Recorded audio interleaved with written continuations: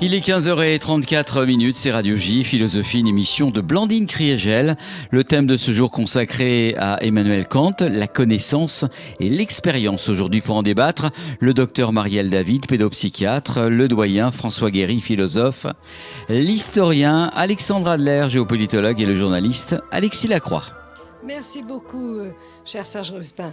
Donc, en ces moments où l'on commence, où l'on commente le douloureux anniversaire de la Shoah et avec joie, évidemment, la renaissance de l'État d'Israël, eh bien, je dirais qu'il est bon de revenir à Kant, le grand philosophe des Lumières allemandes, sur lequel se sont appuyés au XXe siècle tous les philosophes. Il y en a eu un certain nombre qui ont combattu avec toute la force qui était la leur, au fond, la montée du nazisme. Alors donc, Kant et sa conception de la connaissance et de l'expérience. Nous écoutons un texte, extrait des critiques de la critique de la raison pure, lu par notre ami Alexis Lacroix.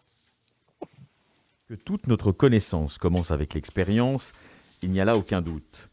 Car par quoi le pouvoir de connaître serait-il éveillé et mis en exercice si cela ne se produit pas par des objets qui frappent nos sens ?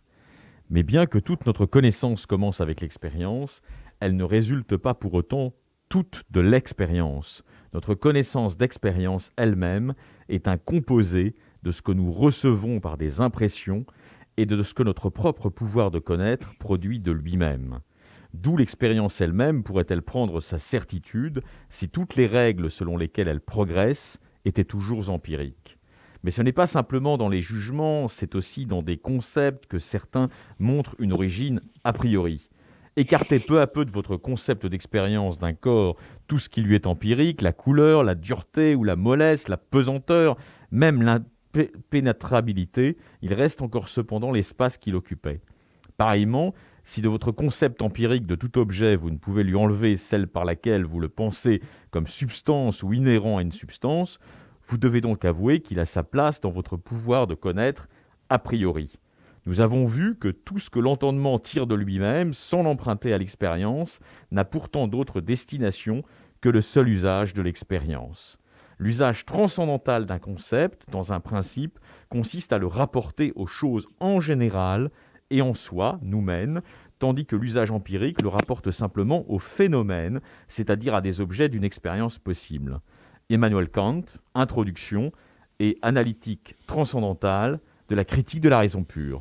Merci beaucoup. Kritik der reinen Vernunft. Merci beaucoup, Alexis.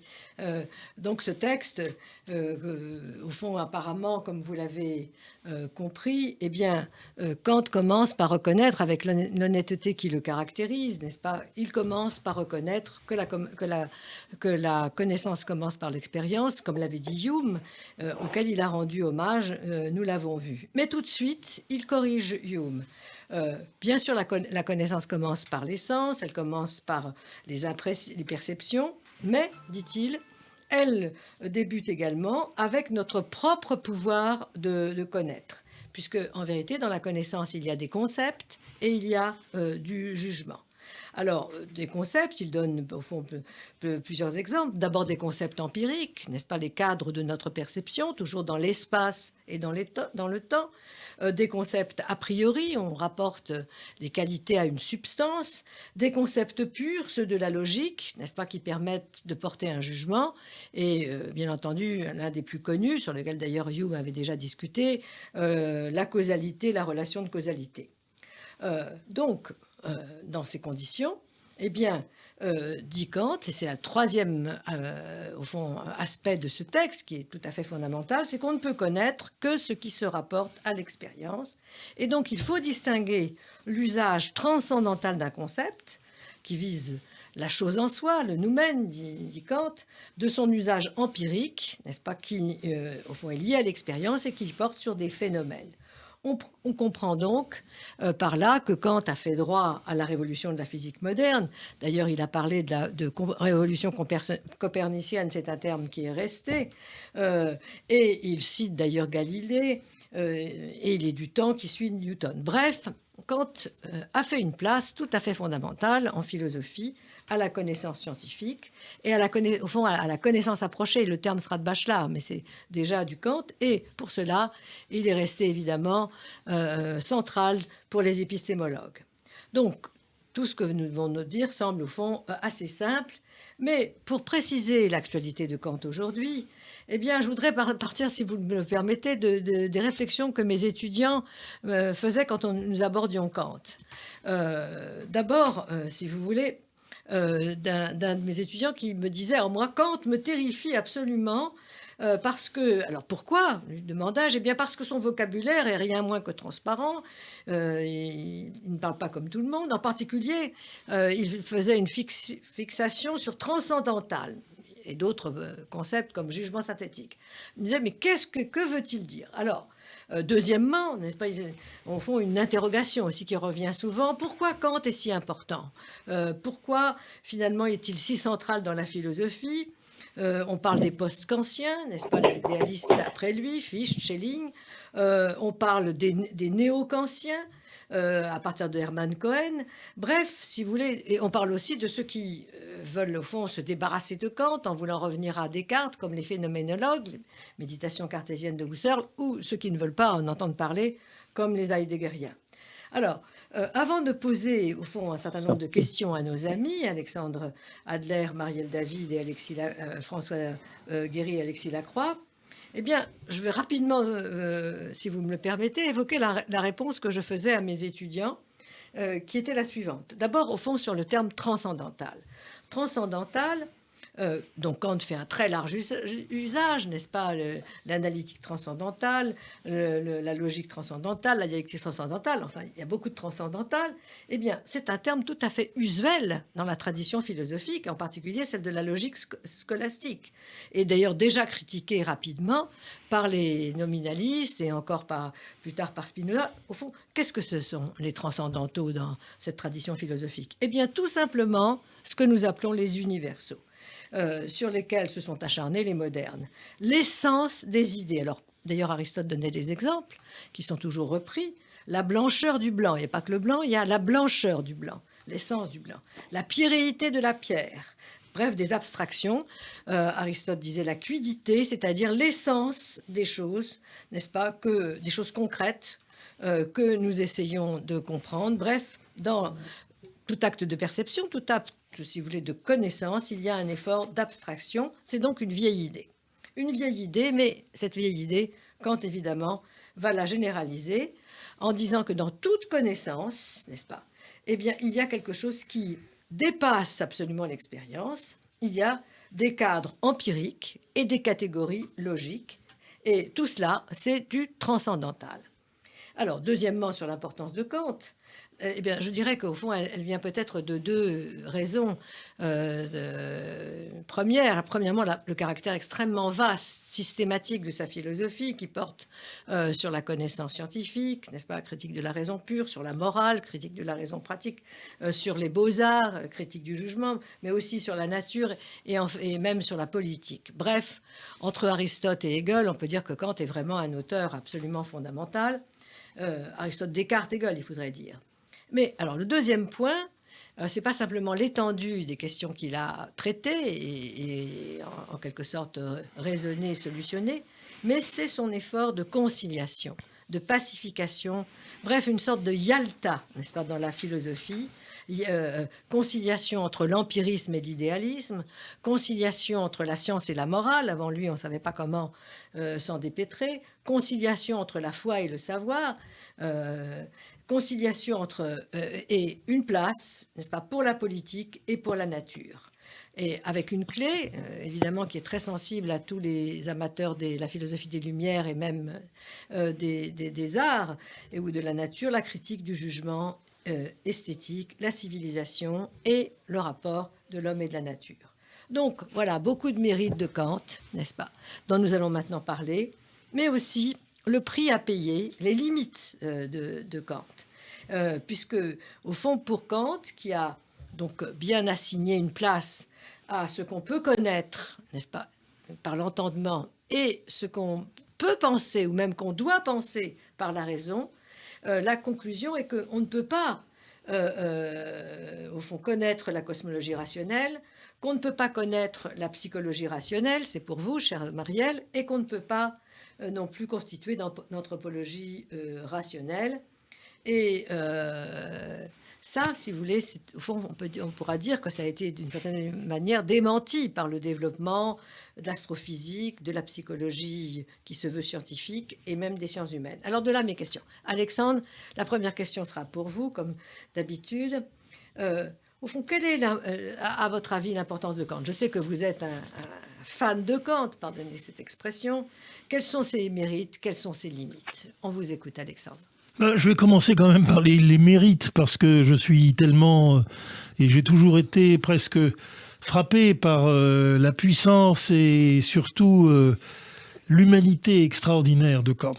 Et c'est bien entendu la raison pour laquelle tous les juifs allemands qui sentaient bien le vent du boulet après 1870 et les débuts d'une réaction qui allait conduire avec Guillaume II, puis ensuite tout ce qu'on a connu avec le Troisième Reich, à une catastrophe sans précédent, ont été totalement fanatiques, adeptes de Kant, au point que les bustes de Kant dans les familles juives étaient si nombreux qu'ils étaient à côté de celles de Schiller, que nous aimions tant, puisqu'il avait défendu les juifs. Beethoven, peut-être moins. Oui. Je dirais d'abord Schiller, dans Kant, Schiller, Goethe. Et bien entendu, tout ça a été balayé, en effet, on le sait. Alors maintenant, pourquoi Kant?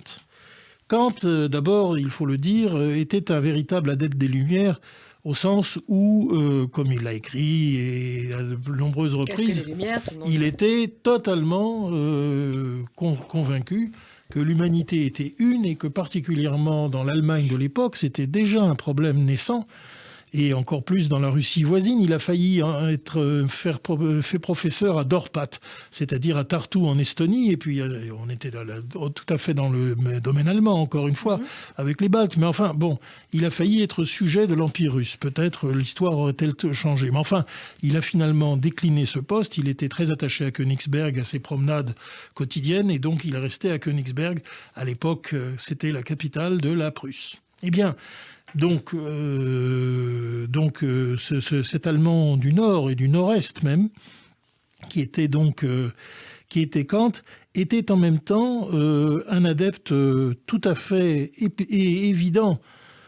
Oh, il n'était pas philosémite, si l'on veut, mais il était de la totale égalité dans la société allemande. Ça n'allait pas de soi. C'est vrai, en particulier, il a salué la philosophie de Salomon Maïmon. Bon, oui, Salomon Maïmon, bien sûr, mais avant tout, si vous me permettez, d'abord parce que c'est des textes qui font tout à fait partie du corpus kantien, de Naftali Herz, qui était son correspondant et dont les lettres à Herz sont encore aujourd'hui, Marcus Herz, oui, Marcus Naftali Herz, était en fait sont la base même de toutes les explications très importantes sur la critique du jugement. Non seulement Herz, mais il ne mendiait pas. Je veux dire, il ne faisait aucun problème pour reconnaître son admiration totale pour Moses Mendelssohn, dont il considérait qu'il était le plus grand philosophe de son temps, et aussi certainement véritablement l'inventeur de la prose allemande. Sur ce point, d'ailleurs, Walter Benjamin, qui lui avait cet esprit, cette Berliner Schnauze, cet esprit sarcastique, a dit que en fait Kant a réussi et complètement l'attentat le plus complet contre la langue allemande, puisque en fait ce qu'il a fait à la langue allemande, ce qu'il a fait à la langue allemande, je vous passe, j'ai essayé de lire Kant en allemand, j'ai vite renoncé, alors que Hegel est très facile à lire, contrairement à Kant. Effectivement, c'est une langue seulement rugueuse et dont le français bien traduit reflète ce désir justement de ne pas provoquer le moindre sentiment de plaisir à la lecture. Après les mérites, les limites. Alors les limites de Kant, c'est très difficile de les dire. Vous n'en trouvez pas? Non, je n'en trouve pas, mais je vais quand même faire un effort. C'est-à-dire qu'en réalité, le défaut de Kant, bien sûr, ça a été sa lutte contre ce qu'il appelait la Schwärmerei, c'est-à-dire toutes les métaphysiques possibles et imaginables qu'il détestait, l'imagination, bien entendu, et bien entendu, si on reprend, et là je fais la passe comme au rugby, là, Oui. à Marielle et à François Guéry, à l'un comme à l'autre, Oui. bien entendu, si on voit les trois illusions de la raison, telles que Kant les a définies, vous l'avez fait déjà. C'est-à-dire la psychologie rationnelle, c'est impossible, c'est une idée de la raison, mais il n'y a aucun concept. Pas de chance. La psychologie rationnelle, depuis Freud, on sait que ça existe. Deuxième, donc, la cosmologie rationnelle. Alors là aussi, on voudrait bien expliquer le monde dans son ensemble, des phénomènes de plus en plus vastes, mais c'est impossible. Eh bien, là aussi, la réponse est là. C'est Einstein, et puis tout ce qui est venu par la suite. Et puis, donc, psychologie rationnelle, cosmologie rationnelle, qu'est-ce qui nous reste? Anthropologie rationnelle. L'anthropologie rationnelle, les sciences humaines. Alors là, c'est impossible aussi. On peut comprendre l'humanité, mais enfin, on ne peut pas l'étudier. Pas de chance. Là aussi, Lévi-Strauss. Et l'ensemble de tout ce qu'on a découvert, du caractère à la fois symbolique et parfaitement compréhensible de toutes les sociétés, qu'il y a une raison primitive, qu'il n'existe pas de primitif, que nous sommes en fait dans un monde unique dont on peut comprendre, notamment par les voies de l'art, c'est-à-dire les arts nègres, eh bien, toute la puissance d'explication. Voilà les limites de Kant. Merci beaucoup. Est-ce que François Guéry nous entend? Oui. François, j'écoute très attentivement. Bon, mais alors c'est très bien. Alors François, écoutez, je sais que vous êtes sensible qu'il ne serait pas au mérite de Kant et que vous connaissez très bien. Est-ce que vous voulez revenir sur le texte éventuellement, cher François? Oui, sur le texte et sur la discussion. Sur la discussion. Ben alors, on vous écoute, François. Qu'est-ce que vous pensez des mérites et des limites de Kant? Oui, je pense d'abord Kant est un auteur universel, c'est-à-dire qu'il est en fait un des grands piliers de la philosophie française, universitaire depuis longtemps. On s'amusait à dire Platon, Descartes et Kant, c'est absolument vrai. Et j'ai pu constater des visus, si je puis dire, en tant que membre du CAPES, etc., que Kant était vraiment l'auteur sans lequel les recherches philosophiques seraient pratiquement impossibles.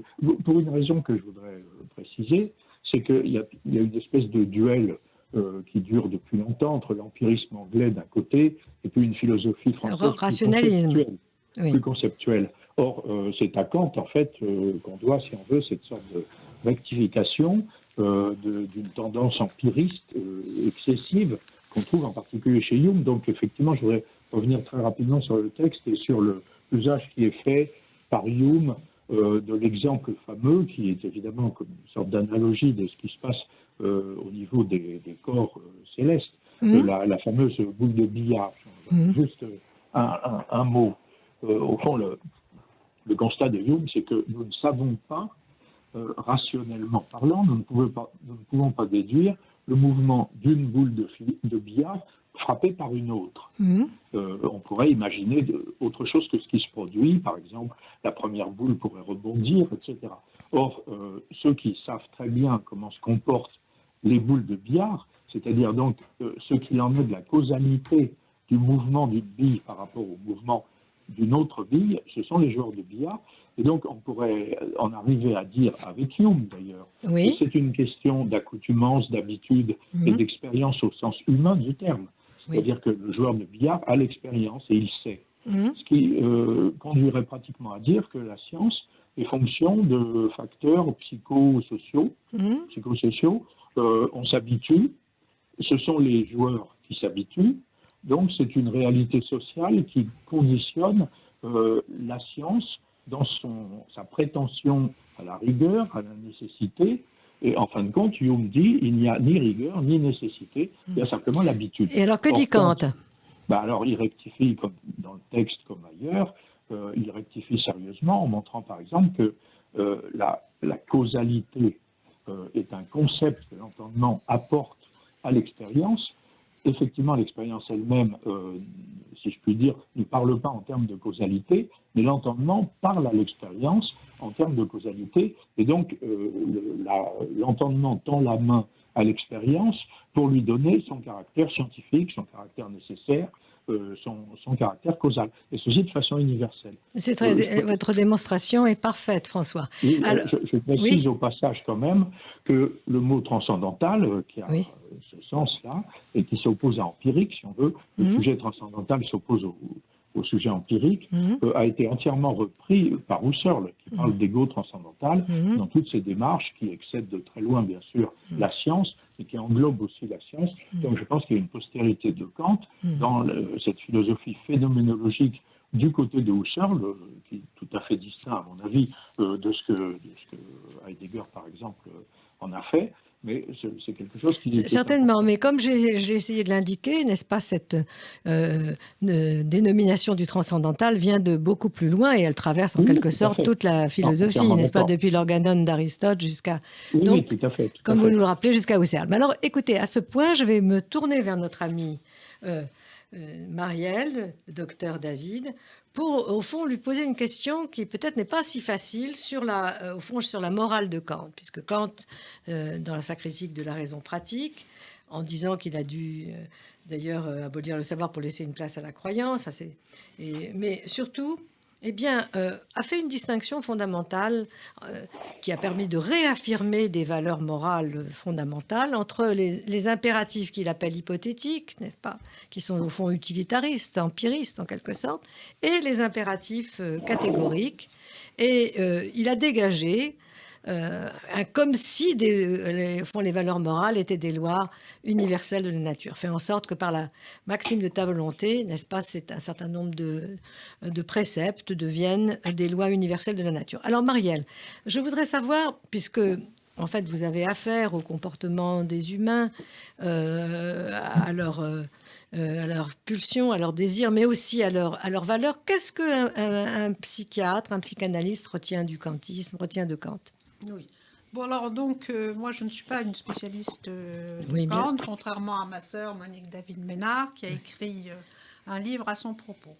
Simplement, ce qui me frappe en entendant parler de Kant, c'est qu'évidemment, il y a une notion qu'il n'a pas, et d'une certaine manière, Alexandre Adler l'a dit, c'est la question du refoulement. Oui. Et le refoulement donne une certaine profondeur, on pourrait dire, interne à la chose en soi, qui est... expliquez-nous ça. Qu'est-ce que vous entendez par là? Bien, Kant a quand même inventé ce terme de chose en soi. Oui, bien sûr. Bien, enfin, la chose en soi, non, une noumène. Sa formule, le noumène. Oui. Qu'on traduit, de toute façon, c'est traduit tout ça. Oui. Bien. Et on peut dire qu'il l'a décrite en soi, mais sans dire, évidemment, qu'elle était, qui plus est, très profondément en soi, c'est-à-dire inconsciente. C'est ça. Il n'a pas dit, parce que Freud n'était pas encore passé par là. Oui. La chose pas d'inconscient chez Kant. Voilà. C'est de l'ordre d'un réel, mais d'un réel inconscient. Voilà. Donc ça, c'est évidemment la chose qu'on peut dire. Et ça manque, d'après vous? Ça manque. L'évolution, heureusement. Parfois, il y a des écrivains ou des auteurs, on se dit, mais qu'est-ce qu'on pourra dire après eux? Puis finalement, ils se disent quand même des choses. Il y a quand même des poètes qui écrivent... alors, par rapport à la morale, quelles sont les conséquences? La morale, ça, ça a été repris par Lacan d'une manière assez connue. Enfin, oui, mais nous ne connaissons pas Lacan. Parce que Lacan a écrit un article dans les écrits, donc assez tôt, il l'a fait dans l'éthique de la psychanalyse également. De son point de vue, finalement, la morale kantienne donne la main au sadisme. Expliquez-nous ça. Voilà. Eh bien, parce que trop de morale, finalement, en arrive à vouloir s'emparer au fond de la chose de l'autre. Bien. Bon. Alors, ça a été travaillé, toute cette question-là. Donc, c'est tout un article très difficile, très difficile. C'est pas... Je vous en tire l'essentiel. Et j'ai trouvé qu'un auteur qui s'appelle Zizek lui, essaye de résoudre cette Oui. question-là. Slavoj en Žižek, Non, un non, mais traître non. titiste incroyable. Voilà. Non, mais Alors laissons lui- tomber. On va abandonner Zizek parce qu'il nous reste que 2 minutes pour laisser parler notre ami Alexis Ah bon, Lacroix. bah, ouais. Donc, cher Alexis, la question que je voulais poser, je ne sais pas si vous pourrez y répondre, elle concerne finalement la politique de Kant et son affirmation d'une idée de république universelle qui est une idée de la raison, n'est-ce pas, qui devrait advenir, mais dont il constate qu'en son absence, eh bien, les rapports entre les républiques sont, au fond, les États que les rapports restent des rapports de force, qu'il n'y a pas de droit cosmopolitique universel et que c'est évidemment bien dommage parce que ça affaiblit de l'extérieur les républiques à l'intérieur. Alors, Alexis, si vous nous écoutez, est-ce que vous, et d'un mot, pardonnez-nous, est-ce que vous pourriez nous dire si, à votre avis, cette actualité est la nôtre ou pas? Oui, de manière absolument évidente, mais il faut le dire tout de suite, Blandine Kriégel, Oui. au regard de cette exigence du droit cosmopolitique, notre époque est très ambivalente. Il y a le sentiment que nous sommes nombreux à avoir que, au fond, les tendances despotiques se renforcent avec le relativisme, avec la réaffirmation de puissances impériales anciennes qui veulent exister comme empire, et donc contre l'idée d'un État-nation fondé sur la démocratie et sur les droits de l'homme. On pense évidemment à plusieurs empires qui aujourd'hui se réaffirment sur la scène du monde et qui éparpillent comme façon puzzle en quelque sorte l'universalisme et les universaux dont Kant a fait le fil rouge de sa réflexion politique.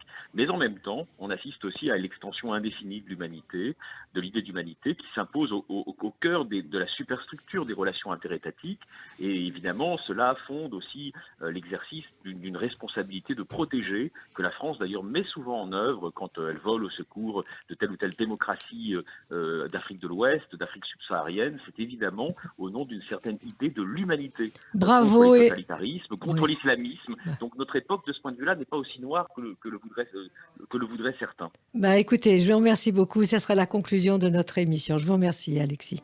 Et merci à vous tous.